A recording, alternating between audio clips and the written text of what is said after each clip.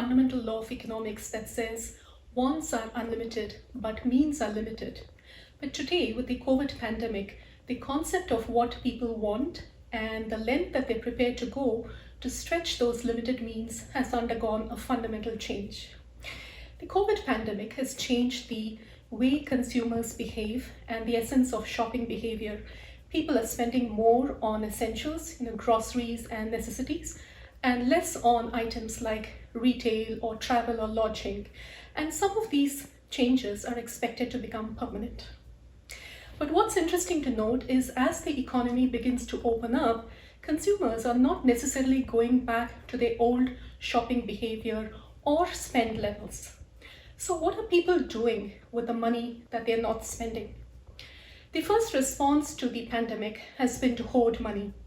There's been a huge amount of withdrawals from ATMs across the globe, and people are realizing the need for emergency funds and liquid cash and would rather hang on to their money than spend it or invest it. The second aspect has been a tremendous rise in protective coverage like life insurance. Indeed, there's been a surge of life insurance applications as people want to take advantage of the current regulations before exclusions are introduced because of COVID coverage. The third angle is the link to the stock market and the concept of savings. Now, people do not want their lifetime savings linked to the performance of a stock market that in turn could be linked to the performance of a virus, and that can be brought down at any time.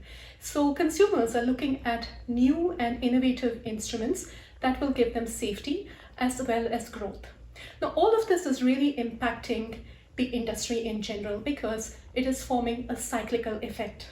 Industries are opening up, trying to make ends meet, operating at 30 or 40% margins, trying to attract this new consumer, but they're faced with this new, savvy, cautious, and thrifty consumer that doesn't want to go and spend.